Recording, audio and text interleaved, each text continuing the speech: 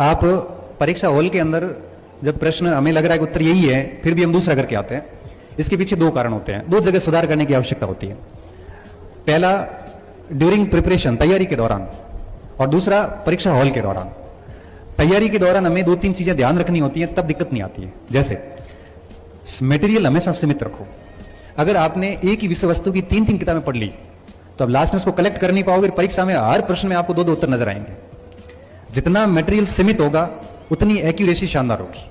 पहली गलती हम ये करते हैं कि हम किताबें इकट्ठी कर लेते हैं।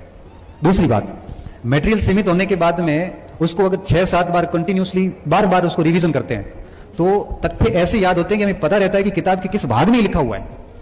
मजाल है कि वो प्रश्न गलत हो जाए बाद में। दूसरी बात और तीसरी बात, अब मटेरियल सीमित है, बार बार रिवीजन हो गया, अब उसका करो अभ्यास। अभ्यास अगर नहीं किया तो पैराग्राफ पढ़ा हुआ है मगर पैराग्राफ से प्रश्न कैसे आता है ये आपको पता नहीं, और प्रश्न आ गया अब वहां उलझ गए। क्योंकि जैसे मैं आपको अपने गद्यांश आता था, आपको पता होगा पठित और अपठित गद्यांश।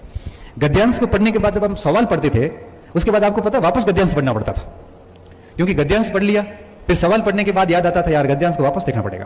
क्यों? क्योंकि जब गद्यांश पढ़ा था उस समय मैंने ये नहीं सोचा कि इसमें सवाल कैसा आता है, लेकिन सवाल जब पढ़े तब पता चला कि अब हमें गद्यांश को पढ़ना है, क्योंकि अब हमें देखना है कि इसमें सवाल कैसे आता है। इसलिए कहते हैं कि जब आप एक बार थियरी पूरी कर लेते हो उसके बाद उसका पूरा सांगो पांग, राजस्थानी में कहते हैं ना, वैसे पूरा अभ्यास करो। एक बार अभ्यास करने के बाद वापस उस कंटेंट को पढ़ो, आपका पढ़ने का दृष्टिकोण बदल जाएगा। एक तो ये काम करने की आवश्यकता है। और बच्चे यही गलती करते हैं, फिर दोष देते हैं एग्जाम हॉल में। दोष हॉल का नहीं है।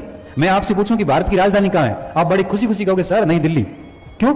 इसको इतना पढ़ा है कि याद है, इसमें कंफ्यूजन की कोई गुंजाइश नहीं है। लेकिन मगर ये आपको मैं कहूं ना कि भारत की राजधानी दिल्ली होने से पहले कलकत्ता थी। कलकत्ता किसने स्थापित की थी?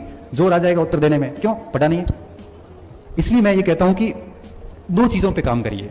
अगर आप चाहो कि भाई आपको आता हुआ गलत नहीं हो तो मटेरियल सीमित रखें, बार बार रिवीजन करें और भरपूर अभ्यास करें, और फिर देखना एग्जाम हॉल के अंदर जाओ, प्रश्न को हिंदी और इंग्लिश दोनों में पढ़ो, एक एक ऑप्शन को एलिमिनेट करो, फिर देखना आपका 5-7% से ज्यादा खराबी नहीं होगी।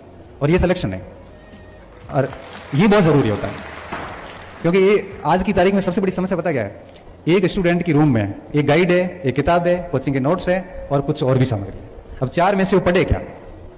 अब वो सब रायता फैल गया है, आधा अधूरा हो गया है, अब याद कुछ है